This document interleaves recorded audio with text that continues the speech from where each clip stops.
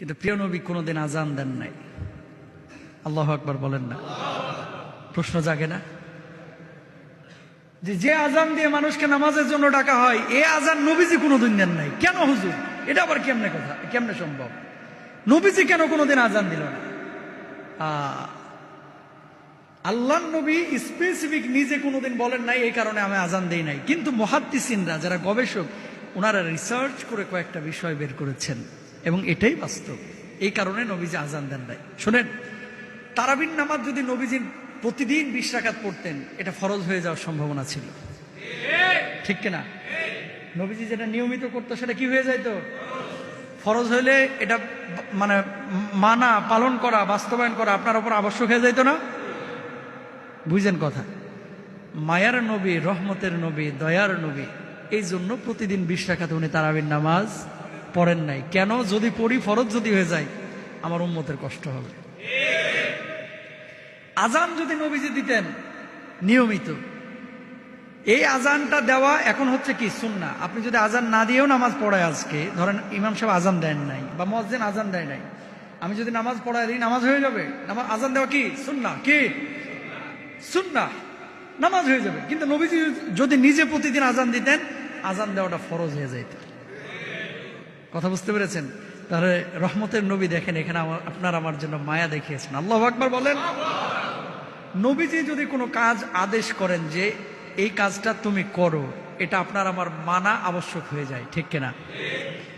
আজান, আল্লাহু আকবার, আল্লাহু আকবার, আল্লাহ সবচেয়ে বড়, আল্লাহ ছাড়া কোনো মাবুদ নেই, মুহাম্মদ রাসূলুল্লাহ সাল্লাল্লাহু আলাইহি ওয়াসাল্লাম আল্লাহর নবী, হাইয়া আলাস সালাহ, নামাজের জন্য আসো, নামাজের জন্য মসজিদে আসো, নামাজের দিকে আসো, কল্যাণের দিকে আসো, এগুলো কি আহ্বান।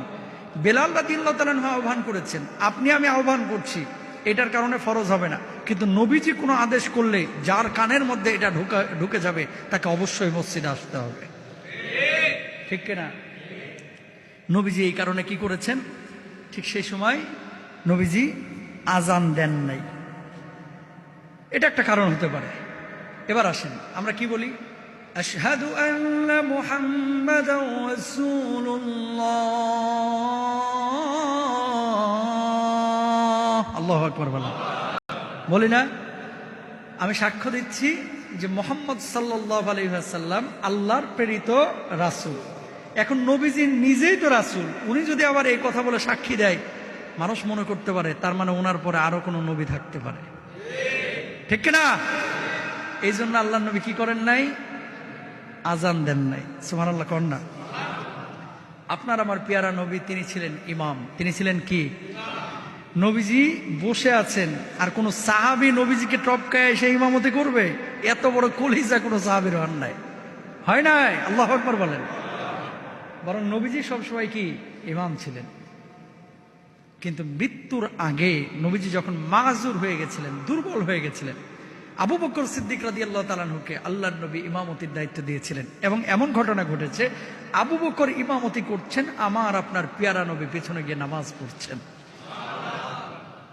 তো নবীজি ইমাম, ইমামের দায়িত্ব কি? নামাজ পড়ানো। মুয়াজ্জিনের দায়িত্ব কি? আজান দেওয়া। কথা বুঝছেন? মুয়াজ্জিনের দায়িত্ব হচ্ছে আজান দেওয়া, ইমামের দায়িত্ব হচ্ছে নামাজ পড়ানো। তো নবীজি নিজের দায়িত্বটাকে ইমামতির মধ্যে সীমাবদ্ধ রেখেছেন, তিনি মুয়াজ্জিনই করেন নাই। এখানেও আমানতের পরিচয় দিয়েছেন। সুবহানাল্লাহ বলেন। প্রিয় ভাইরা আমার, তো নবীজি সাল্লাল্লাহু আলাইহি ওয়াসাল্লাম কি কারণে আজান দেন নাই? মুয়াজ্জিনের এত সম্মানের কথা তিনি বললেন, অথচ নিজে আজান দিলেন না, এটা কিভাবে সম্ভব? মুহাদ্দিসিনরা এই কয়েকটা কারণ বলেছেন, অন্য কোনো কারণ থাকতে পারে, এটা আল্লাহ তাআলা ভালো জানেন। নবীজি যেহেতু নিজে স্পেসিফিক বলেন নাই, আপনি আমি বলতে পারবো না।